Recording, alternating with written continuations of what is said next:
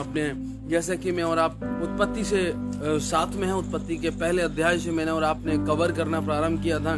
कल मेरे जीतों में और आप उत्पत्ति 11वें अध्याय तक पहुंच गए थे। आज 12वां और 13वें अध्याय की मुख्य बातें जो मेरे और आपके जीवन में सीखने की है उस पर मनन करेंगे। और उसके साथ साथ मेरा जीतों उम्मीद करता हूँ आप भी प्रार्थना करते रहें कि पूरी बाइबल कवर टू कवर मैं और आप मेहरबानी से कवर कर सकें और खुदावंद मुझे और आपको बुद्धि दे, ज्ञान दे और समझ दे कि मैं और आप परमेश्वर के दोहरे अभिषेक से परिपूर्ण किए जाएं। प्रार्थना में अपने सर को झुकाएंगे और दुआ धन्यवाद यीशु एक बार फिर से खुदावंद आपके बड़े अनुग्रह के लिए, आपकी दया, आपकी करुणा के लिए पिता विशेष तौर पर धन्यवाद देते हैं प्रभु परमेश्वर कि आपने हम सबको संभाला है। हर एक दुख, मुसीबत, परेशानी, पीड़ा से, हर एक दिक्कत से, हर एक नानी आफत से, हर एक संकट से, हर एक लाचारी से हाँ खुदावंद तूने वापस मानी अपने विश्वासियों के चारों ओर अपने लहू का बाड़ा बांधा और खुदावंद आपने हर एक परेशानी से बचाकर अपनी पाक पनाह में रखा। इसके लिए तेरा धन्यवाद देते हैं पिता। विशेष तौर पे आपसे प्रार्थना करते हैं जबकि हम थोड़ी सी देर के लिए खुदावंद इबादत करें प्रभु, हमारी आराधना आपके चरणों में ग्रहण योग्य पाई जाए और हम सब के लिए आशीष और बरकतों का बाइस बने और हम सब के लिए खुदावंद आपके अनुग्रह को अनुभव करने का काम। हाँ खुदावंद सारी बातों में आपको आदर, महिमा, इज्जत, जलाल और गौरव प्रार्थना यीशु के नाम से प्रेज़ द लॉर्ड। हम सब एक छोटी सी कोरस गाएंगे, उसके बाद परमेश्वर के वचन पर मनन करेंगे। प्रभु का धन्यवाद करूंगा, उसकी संगति में सदा रहूंगा, साथ चलूंगा मैं जय जरूर पाऊंगा, साथ चलूंगा मैं जय जरूर पाऊंगा, प्रभु का धन्यवाद करूंगा।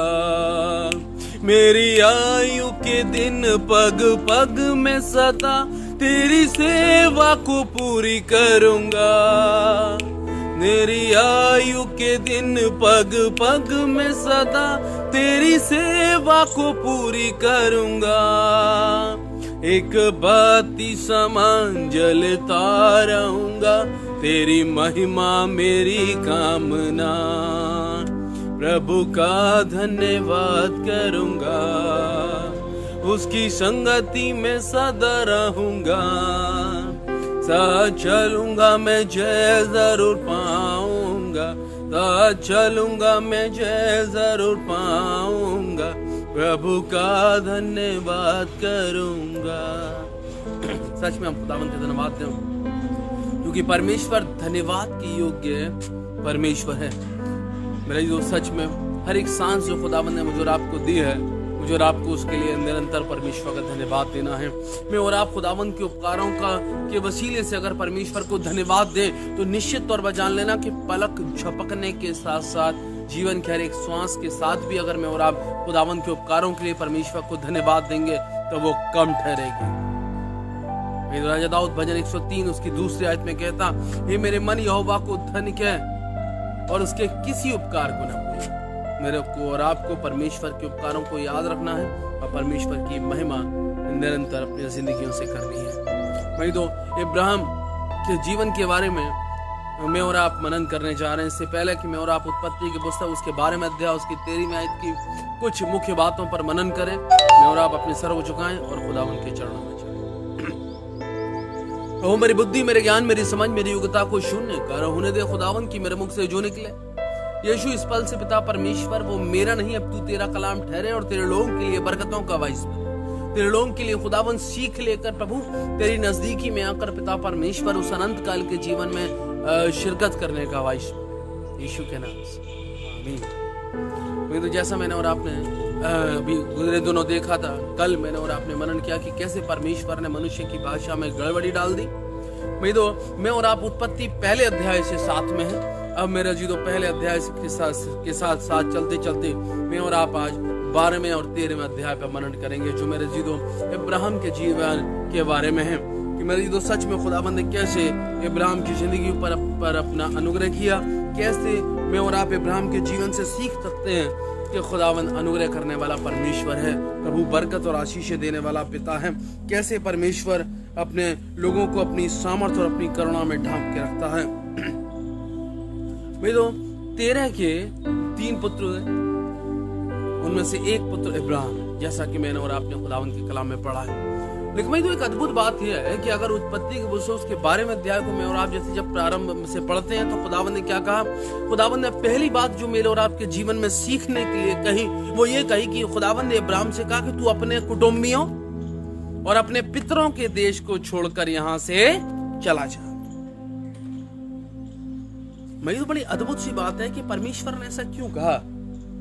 ऐसा क्या हुआ कि परमेश्वर ने इब्राहिम को उस स्थान से जाने के लिए कहा जहां पर उसके पूर्वज रहते थे, जहां पर उसके रिश्तेदार रहते थे, सारा के भी रिश्तेदार रहते थे, इब्राहिम के भी रिश्तेदार रहते थे। परमेश्वर ने इब्राहिम को जब बुलाया तो उसके बुलाए जाने के साथ साथ परमेश्वर ने पहला टास्क जो इब्राहिम के जीवन में दिया वो यही दिया कि अपने पितरों और अपने कुटुंबियों के देश को छोड़कर चला जा।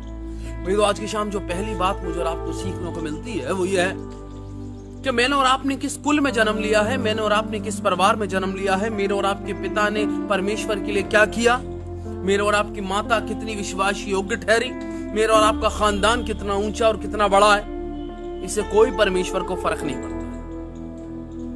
क्योंकि मेरे अजीजों, अगर परमेश्वर को इस बात का फर्क पड़ता होता तो तेरह के पुत्रों में नाहोर की भी गिनती है। तेरह के पुत्रों में कि मैं खुदावंद ने सिर्फ इब्राहिम को चुना है। नूह के तमाम वंशजों में से परमेश्वर ने सिर्फ इब्राहिम को बुलाया और उसे अपनी निज संतान कहकर पुकारा है। वही तो खुदावंद के लिए बाकी संतानें भले ही वो सांसारिक रूप से, बायोलॉजिकल रूप से वो नूह की क्यों ना हो, लेकिन खुदावंद ने जिसे बुलाया वो सिर्फ इब्राहिम ही है। इब्राहिम के अलावा खुदावंद ने और किसी तेरे की औलाद को नहीं बुलाया है।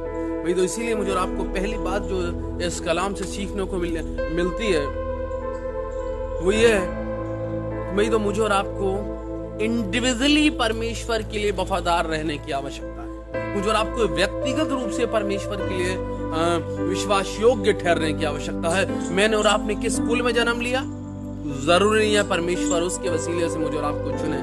वही तो खुदावंद के जितने दास और दासियां हैं, अगर उनके जीवन के बारे में उठा के देख लें तो उनके सारी औलादों को मैं और आप नहीं जानते।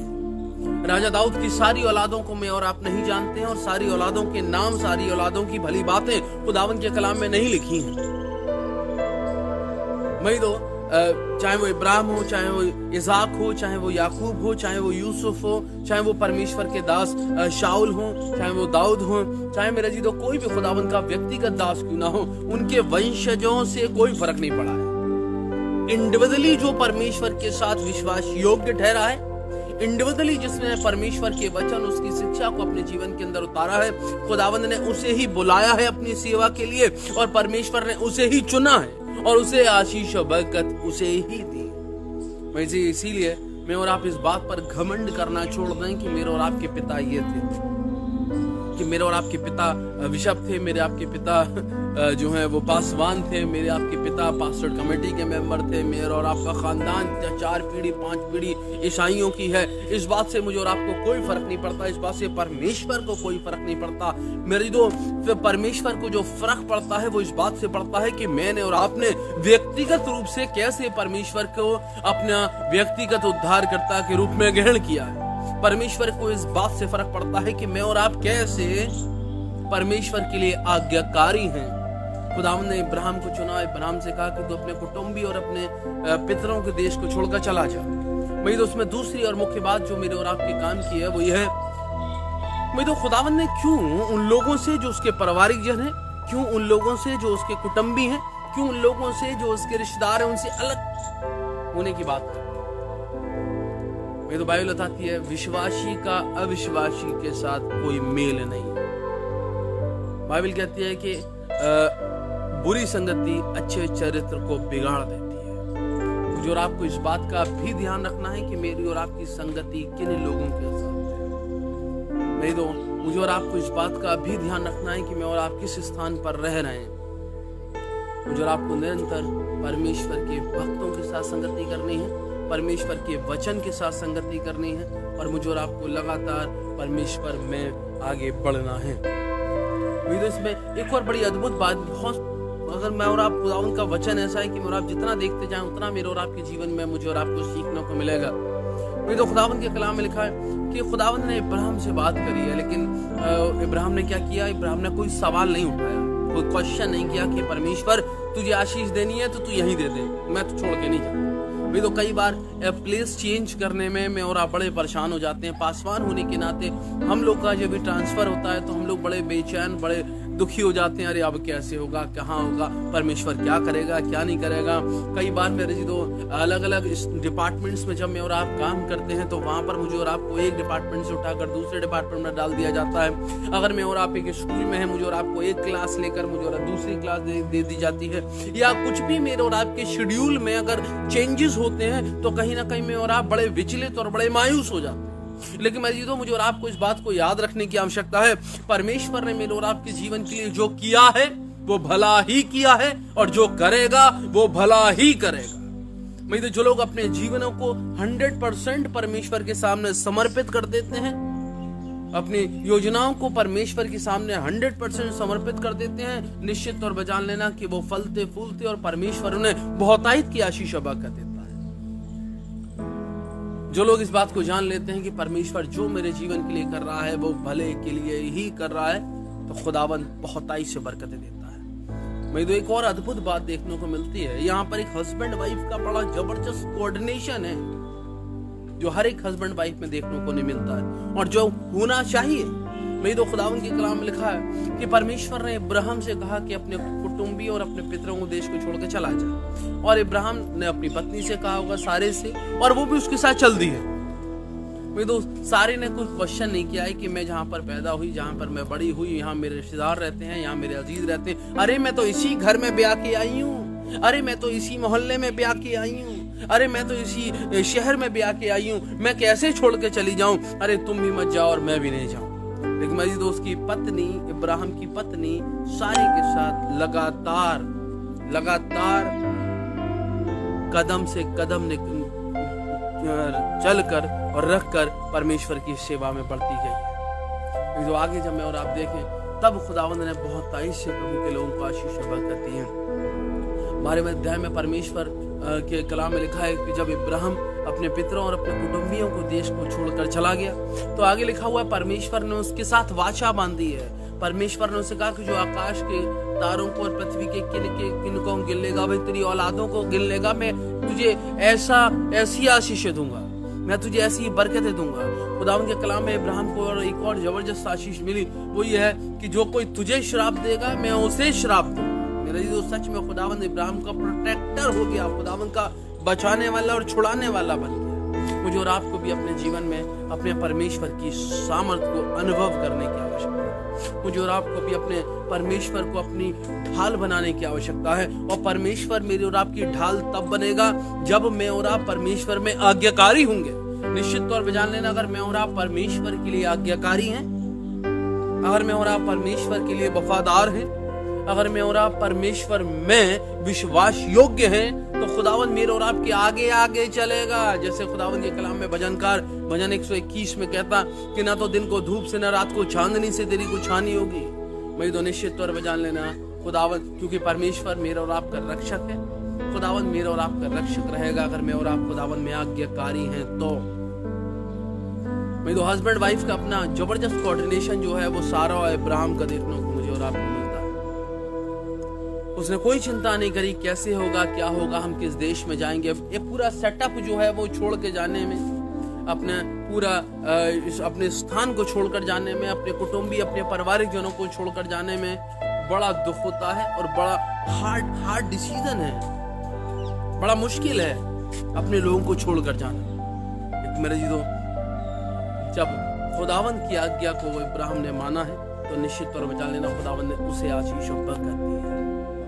तो आगे लिखा हुआ है कि परमेश्वर में जब वो आज्ञा मानकर चल दिया, तो जब वो जा रहा है, तो अगर मैं और आप आगे देखेंगे मैं तो इसी उत्पत्ति 12वें चैप्टर में, तो खुदावंद ने उसके जीवन में एक बड़ा मोड़ डाल दिया है। जिस स्थान में वो रह रहा है वो उस स्थान के ऊपर अकाल पड़ गया है, और अकाल पड़ने की वजह से उसे मिस्र देश में जाना पड़ा है। मैं तो अरे परमेश्वर, आपने तो मुझसे ये वादा किया था कि आप मुझे बहुतायत से आशीष और बरकत देंगे। परमेश्वर, आपने तो मुझसे ये कहा था कि जो ये जो स्थान आप मुझे देंगे वो मेरा हो जाएगा, ये बड़ी बड़ी आशीषें क्या आपने मुझसे वादे किए थे और आपने मुझे अकाल में डाल दिया, ये क्या कर दिया। वही तो कई बार मेरे और आपके जीवन में परमेश्वर मुझे और आपको अकाल की स्थिति में लेकर आता है, लेकिन मुझे और आपको उस विषम परिस्थिति में भी परमेश्वर के लिए ईमानदार रहने की आवश्यकता है।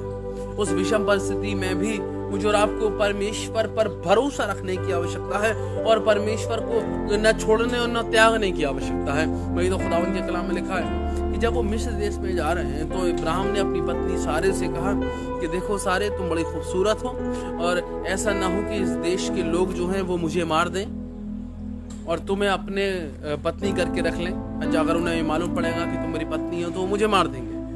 तो इसलिए उसने अपनी पत्नी से कहा कि जो कोई पूछे तो ये कह देना कि तुम मेरी बहन हो। उसने झूठ भी नहीं बोला, क्योंकि कहीं ना कहीं रिश्ते में जो है वो इब्राहिम की बहन लगती थी सारे। भी तो खुदावंद के कलाम में लिखा है कि फिरौन बादशाह से किसी ने कह दिया कि एक इब्राहिम है, उसकी पत्नी बड़ी खूबसूरत है।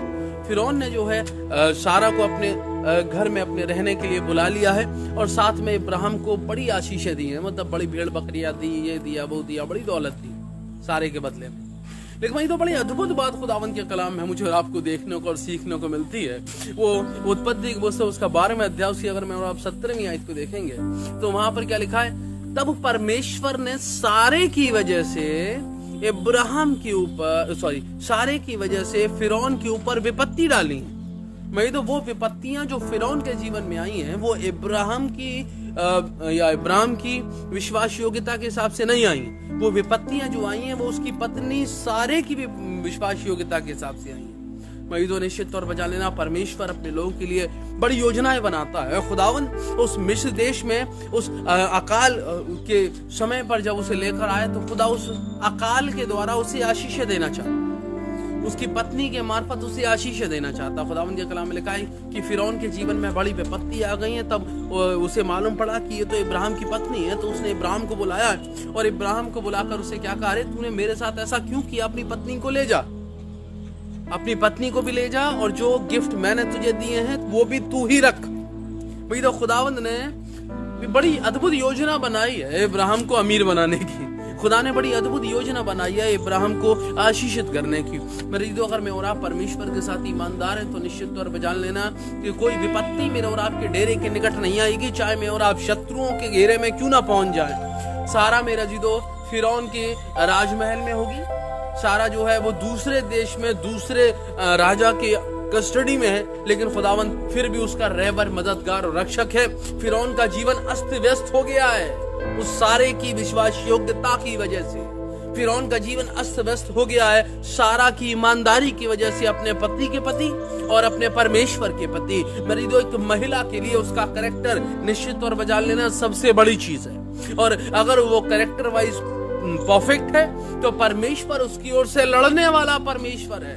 मैं तो सारे की तरफ से परमेश्वर ने फिरौन से लड़ाई की है और फिरौन के ऊपर सारा की वजह से विपत्तियां आई हैं, क्योंकि सारा एक विश्वासी, एक धार्मिक और एक ईमानदार महिला है। मैं और आप भी अगर चाहते हैं कि मैं और आप के चारों ओर भी परमेश्वर अपनी प्रोटेक्शन का पहरा लगाए, तो मुझे और आपको परमेश्वर के लिए, अपने परिवार के लिए, अपनी जिंदगी के लिए ईमानदार और मजबूत रहना है। निश्चित तौर पर जान लेना, तब चाहे जैसे राजा दाऊद कहता है ना भजन 23 उसकी 4-5 आयत में कि चाहे मैं घोर अंधकार से भरी हुई तराई में ऊपर चलूं। घोर अंधकार से भरी तराई का मतलब, तराई का जो क्षेत्र है वो पूरा हरियाली जैसा होता है, उसमें ट्रैप होते हैं बड़े अद्भुत कि जितने लोग जानते हैं वो सब समझते हैं। ऊपर से तो हरियाली दिखाई देगी, लेकिन नीचे कहीं ना कहीं दलदल, नीचे कहीं ना कहीं बड़े बड़े गड्ढे होंगे। तो अगर मैं और आप चलेंगे तो मैं और आप जज नहीं कर सकते कि कहाँ पे दलदल है और कहाँ पे गड्ढे हैं, और वो भी घोर अंधकार से भरी हुई तराई। इसका मतलब अंधेरे में तो बिल्कुल असंभव है इस बात को जज करना कि मेरा और आपका पैर कहाँ पड़ रहा है। लेकिन राजा दाऊद कह रहे हैं चाहे मैं भजन 23:4-5 में कि चाहे मैं घोर अंधकार से भरी हुई तराई में ऊपर चलूं तो अभी हानि से न डरूंगा, क्योंकि वो मेरे साथ है। तो चाहे मैं और आप कितनी भी विषम से विषम परिस्थितियों में क्यों न चले जाएं, चाहे मैं और आप कितना भी दुख, मुसीबत, परेशानी, पीड़ा में क्यों न चले जाएं, मैं और आप चाहे कितने भी संकट और लाचारी में क्यों न चले जाएं, लेकिन निश्चित तौर पर जान लेना कि कोई बीमारी मुझे और आपको छू नहीं पाएगी, कोई संकट मुझे और आपको छू नहीं पाएगा, कोई दुष्ट की चाल मेरे और आपके जीवन के खिलाफ प्रबल नहीं होगी, कोई शत्रु मेरे और आपके जीवन पर प्रबल नहीं होगा। अपितु परमेश्वर के कलाम में लिखा है, वो मेरे शत्रुओं के सामने मेरे लिए दस्तरखान बिछाता है। भजन 23 में मतलब उसके जो विरोध करने वाले लोग हैं, उसका जो नुकसान करने वाले लोग हैं, उनके सामने वो उन्हें अधिकारी बनाकर खड़ा कर देता है। तो खुदावंद मेरे और आपके जीवन के लिए भला करने वाला परमेश्वर है। खुदावंद मेरे और आपके जीवन के लिए अद्भुत युक्तियां निकालने वाला परमेश्वर है। बस मुझे और आपको परमेश्वर पर विश्वास रखने की आवश्यकता है।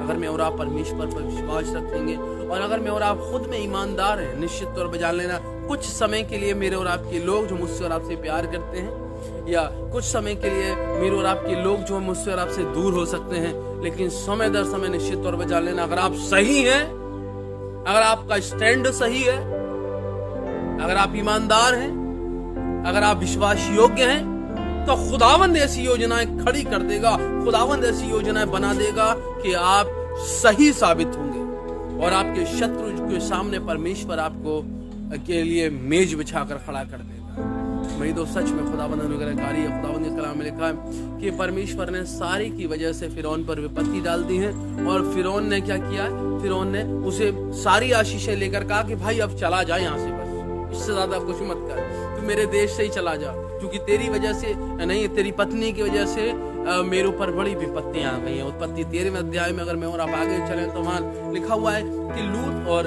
इब्राहिम जो है बड़े आराम से खुदावंद ने उन्हें बड़ा फलाया फुलाया है, बड़ी आशीषें दी हैं, और इतनी आशीषें दे दी हैं कि उन पे समेटी नहीं जा रही हैं। इतनी आशीषें दे रही हैं कि वो देश उनके लिए कम पड़ गया है। इतनी आशीषें खुदा ने दे दी हैं। तो उसमें एक बड़ी अच्छी बात उत्पत्ति की पुस्तक उसका 13वां अध्याय और उसकी 8वीं आयत अगर मैं और आप देखेंगे तो वहां पर एक बड़ी अद्भुत बात लिखी हुई है। क्योंकि जब वेल्थ आती है ना, जब पैसा आता है, जब आशीषें आती हैं, मेरी तो कहीं ना कहीं प्रॉब्लम्स भी आती हैं साथ में। लूत और इब्राहिम में तो अच्छी बाउंडिंग है, अच्छी अंडरस्टैंडिंग है, लेकिन कहीं ना कहीं इब्राहिम के चरवाहे और लूत के चरवाहे जो है वो आपस में झगड़ रहे हैं। मेरी तो उनमें कहीं ना कहीं प्रॉब्लम हो रही है।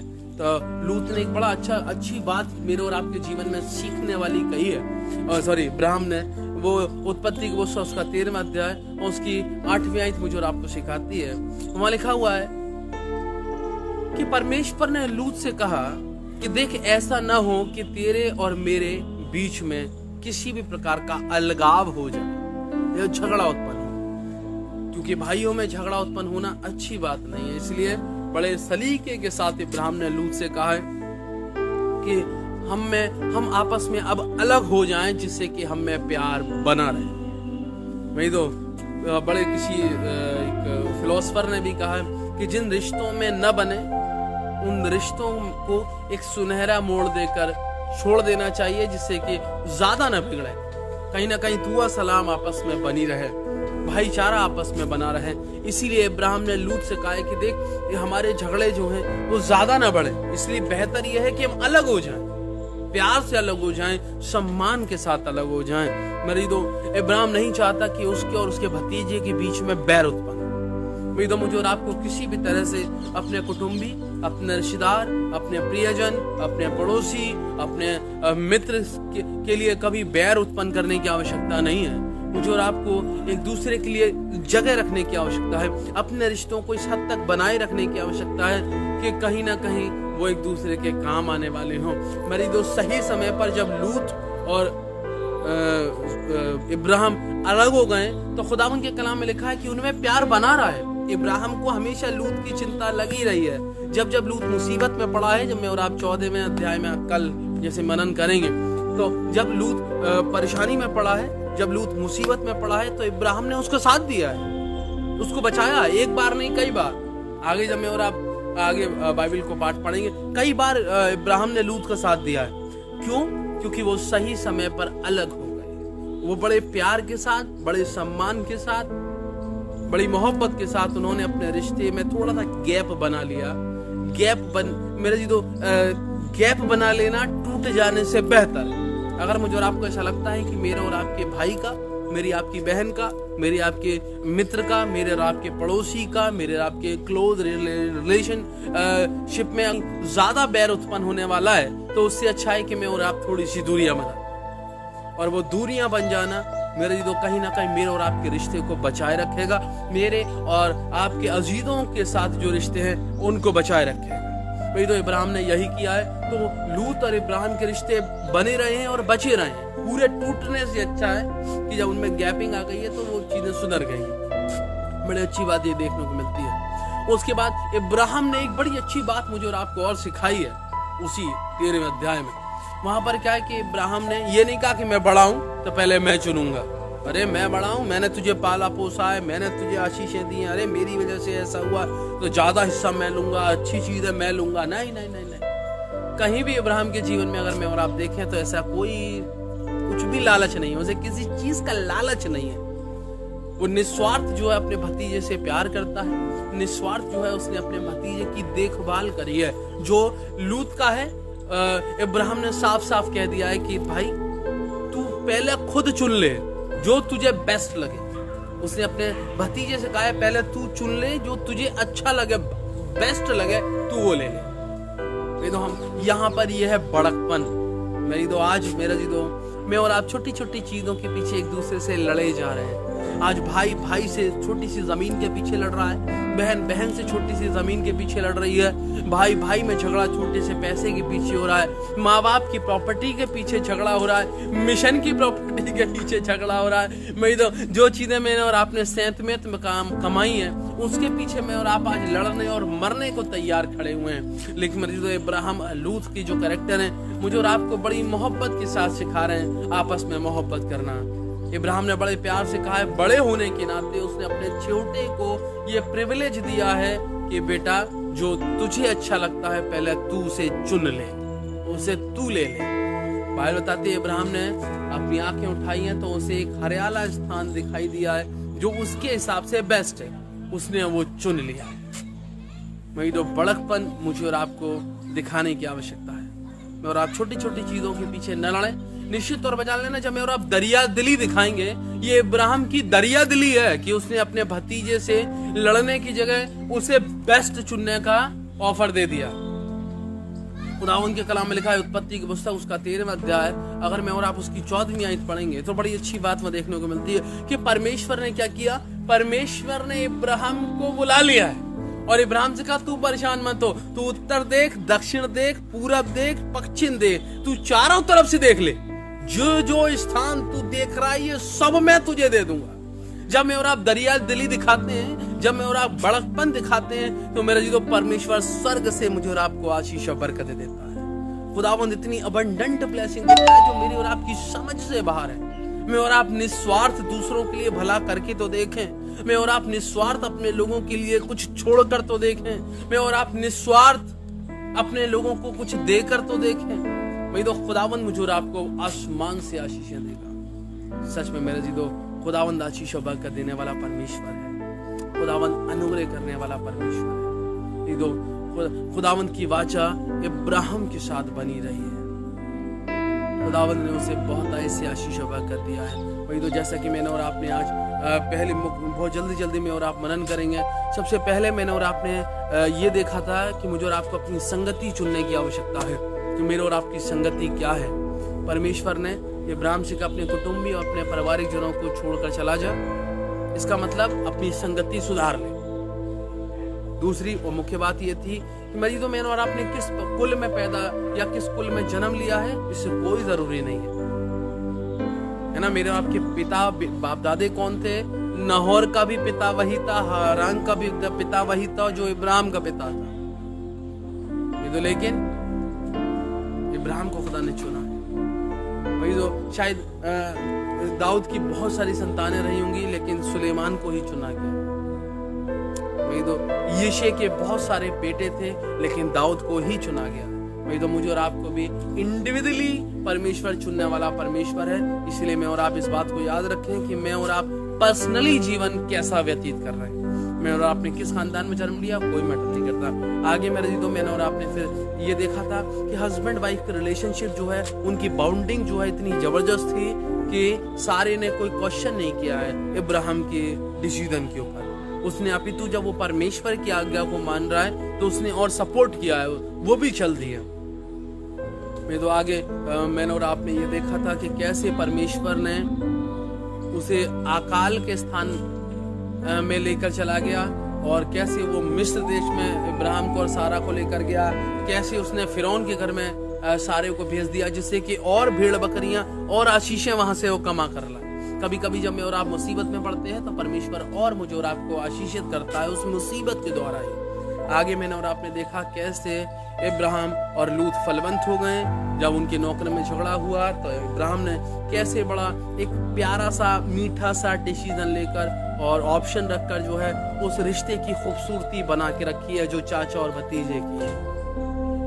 कैसे इब्राहिम ने बड़े होने का, चाचा होने का फर्ज निभाया और लूत को जो है और अपना चुनाव चुनने के लिए फ्री छोड़ दिया कि तू बेस्ट चुन ले।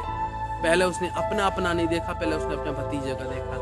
और अंत में कैसे मैंने और आपने देखा कि परमेश्वर आशीष और बरकत देने वाला परमेश्वर है।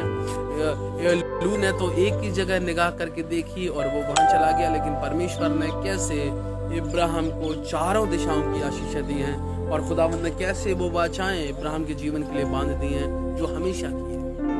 हम सब खुदावंद के धन्यवाद दें, परमेश्वर के साथ ईमानदार रहें और खुदावंद में सदैव आनंदित और मगन बने रहें। दुआ में अपने सर को झुकाएं और